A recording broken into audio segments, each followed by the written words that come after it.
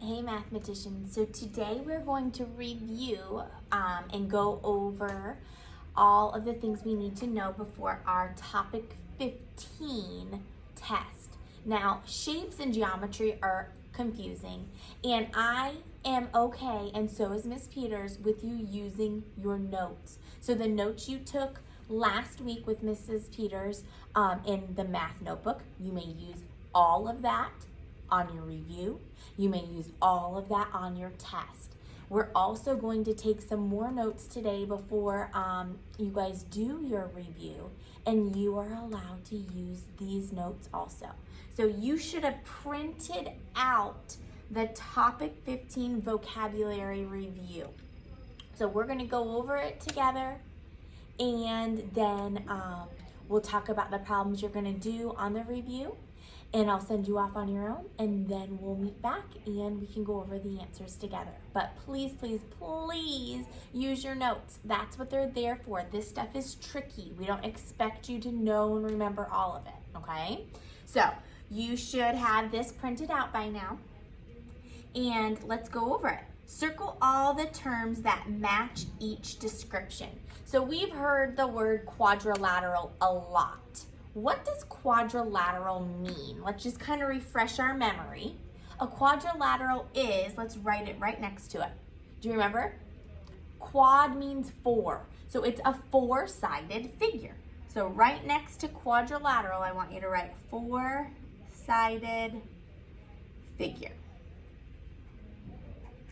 Okay, I also want you to look down at the very bottom of your notes, and we have all the quadrilaterals down here. Okay, I'm seeing if you can see all of mine. There you go. Okay, so a trapezoid's a quadrilateral, a parallelogram, a rectangle, a rhombus, and a square. Okay, so the first question asks, what is a quadrilateral? Well, if you look down on your notes, is a square a four-sided figure? Yes.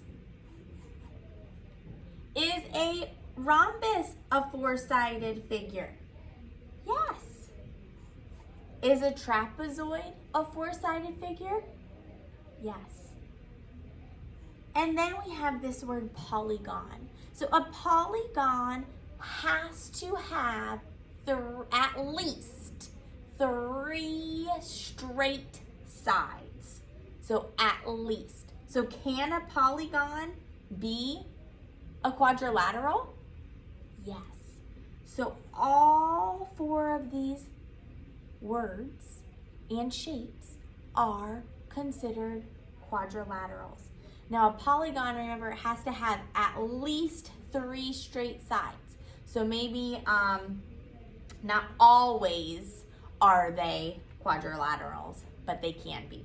So then let's look back down at the bottom where it has all of our quadrilaterals. These are all also called polygons. So not only are they quadrilaterals, which why don't you box or underline that, they are also called polygons, okay? All right, so then let's look at number 2. I think I'm zoomed in a little too much. So let's look. Oh, a polygon. Well, we just learned that a polygon is has to have at least three straight sides. So think about an angle.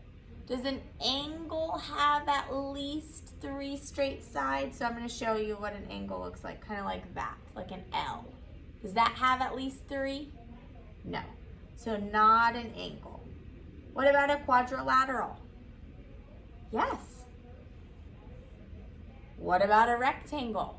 Does that have at least three? Yes. What about a square? Yes.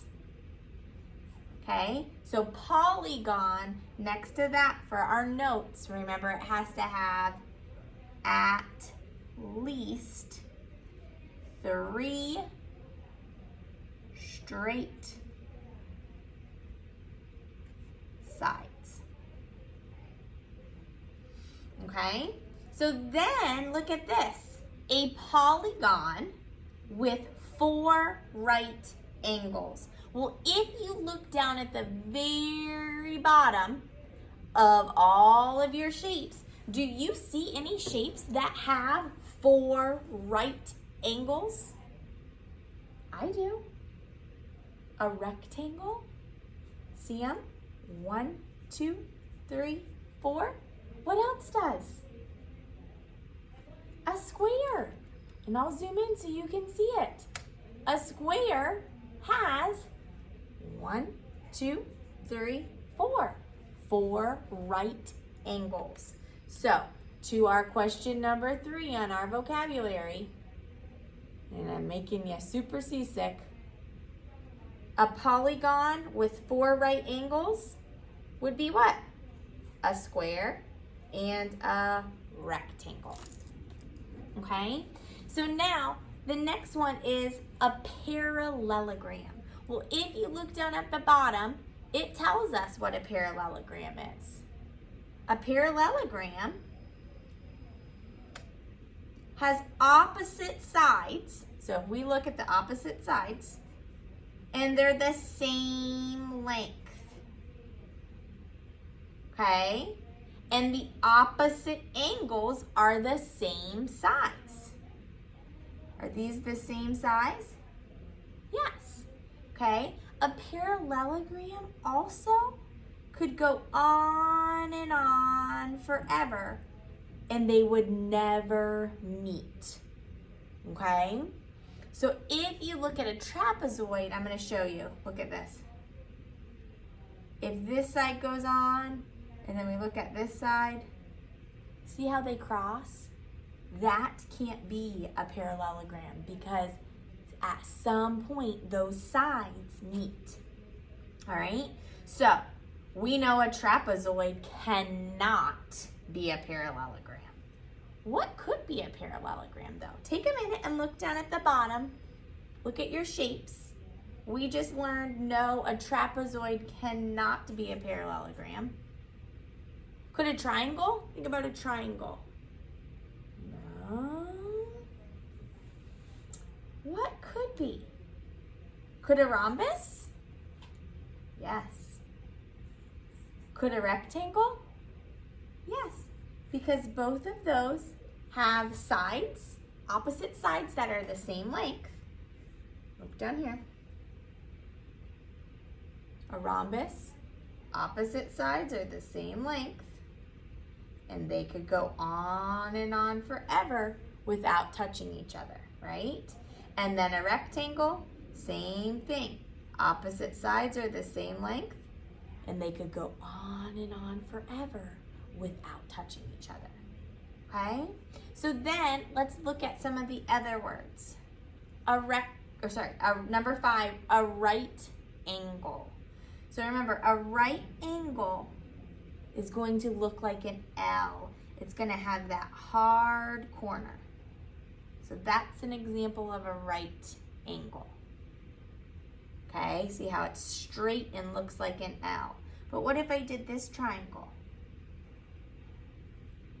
Does that, oops, sorry, I can't see it. Does that have any right angles, any hard L's? No, so that would be a non-example. All right, so then let's look at our next question. A rectangle. All right, well that should be pretty easy. You should be able to draw that.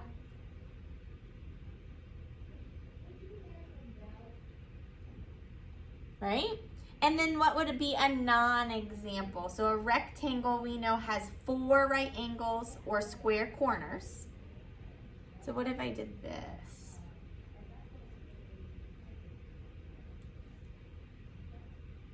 That would be a non-example because it doesn't have 4 right angles or square corners, right? It doesn't have that hard L.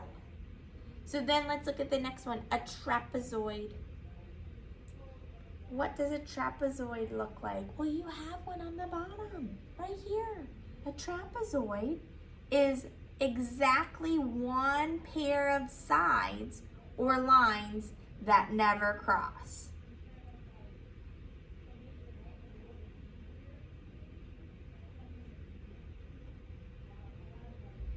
Okay, and mine's a little off. But if you look at it, well, I already said these ones, they're gonna cross, right? But look at these ones.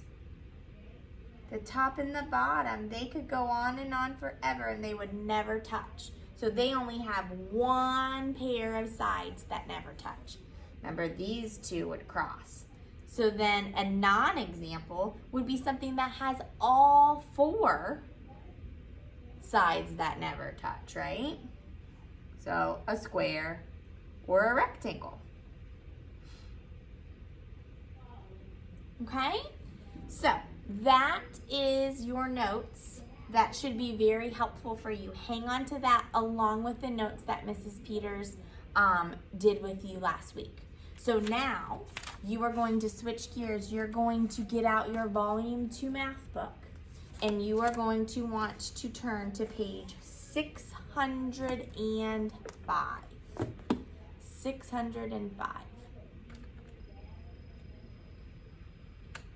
So remember, you're not going to do all of the problems. We're going to circle and talk about the ones you're going to do.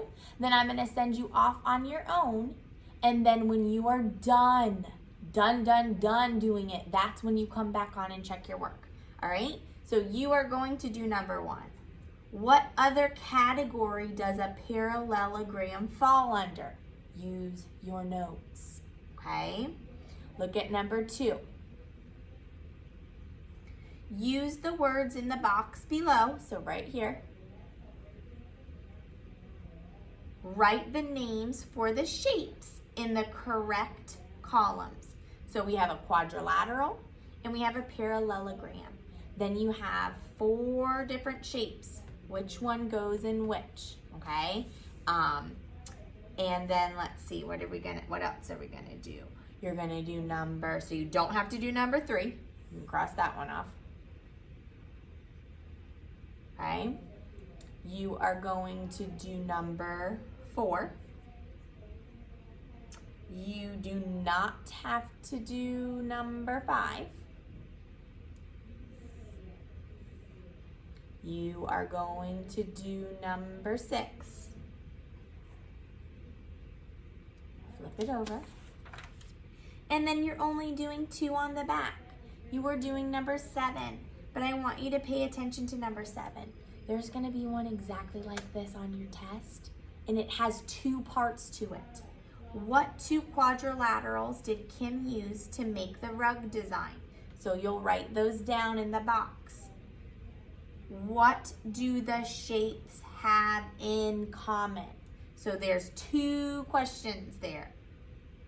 You're going to tell me the quadrilaterals that she used. And then you're going to tell me how the shapes are, what they have in common. How are they alike? So underline this question and make sure you write 1 and 2. Okay? And then the last one that you're going to do is number 8. Look at each group. Here's your 2 groups. How are the 2 groups alike? That means how they are the same. Okay, and then on B, it has how are they different. So that means how they are not alike or not the same. Okay, so I am going to send you off on your own to answer question number 1, question number 2, 4, question number 6, 7, and 8. Use your notes to help you. Come back on only when you are finished. All right, bye.